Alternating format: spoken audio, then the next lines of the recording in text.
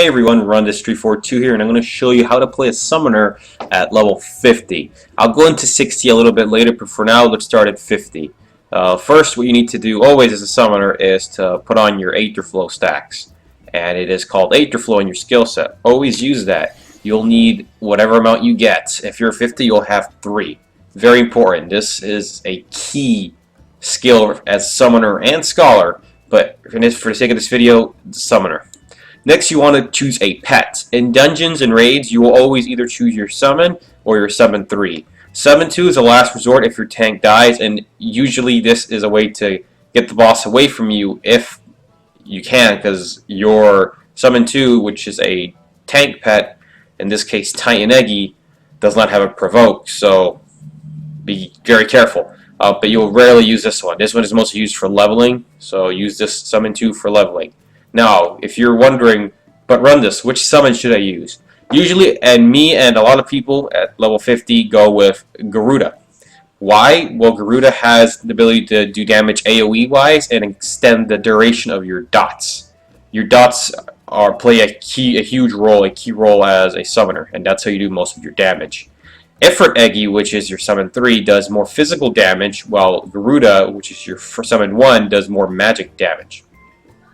Now, the thing with Ifrit is that he has an ability that gives you and your party members a shield, which is pretty cool. And its ultimate gives the enemy an extra dot.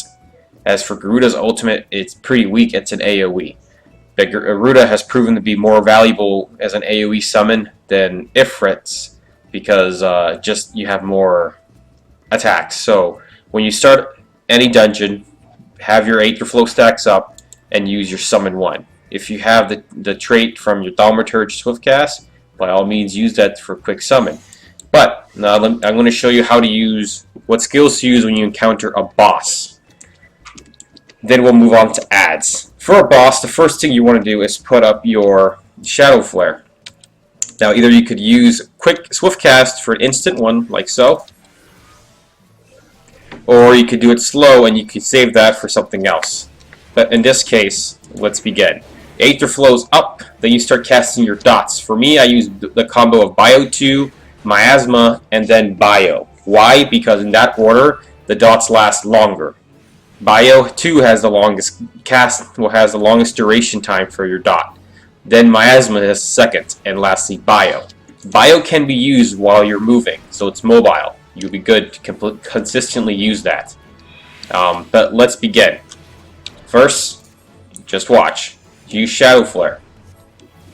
Then, Bio 2. Miasma. Bio. And there you have all your 3 dots. And then while this is going on, please use Ruin. Just Ruin.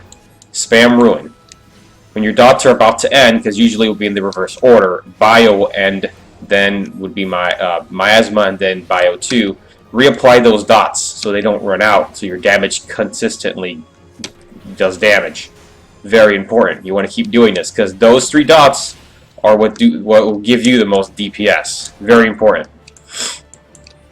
And while those 3 dots are out, and you're level 50, you could use an ability you gain from your job quest. This one is called Fester. It does massive damage the more dots you have. So if you have all 3 dots, you're in luck. It does a lot of damage.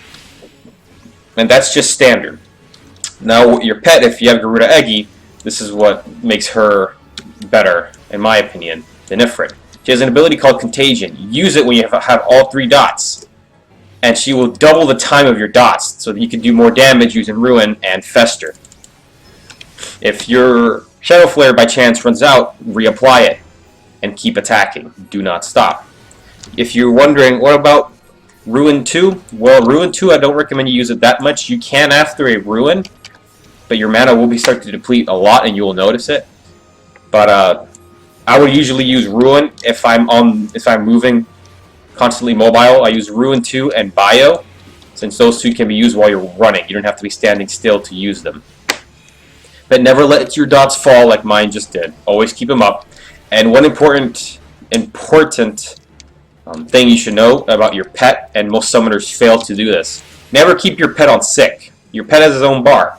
Put him on obey. So all he will do he or she will be doing is just auto-attacking, which is what you want. You want to have control of their abilities. You don't want them to just use it, especially Garuda. Garuda's aerial slash is great when you have multiple targets, because it's an AoE. As Contagion, it's good to use on a boss or anything in general to double your dot duration. So for this video, all I'm going to show you is that. The next video I'll show more complicated techniques that you should be using to maximize your DPS as a summoner. But that's the general consensus. Next video I'll be showing you how to do with multiple mobs using Garuda and Ifrit. But what you need to know is for that video you'll be using Bane a lot, which is the first ability you get when you unlock your summoner job. All this does is it spreads your dots to anyone around you, which is good, and it's good for more combos. But bam, that's what it does. Anyways, thank you so much for watching. This is a short video to test if you are willing to continue watching these. This is to help you do more damage as a summoner, since summoners have one of the most highest DPS as a caster in the game, especially at 60. At 50 they're not that special. At 60 they can, because they have something special. They gain an ability called Aetherial Attunement, which does and gives you stacks up to 3, and these stacks can be used to do an ultimate move, and which is your Death Flare, which is a very powerful AoE. But anyways, that's it for me. Thank you guys so much for watching. I'm Brendis342, and I'll catch you on the next guide.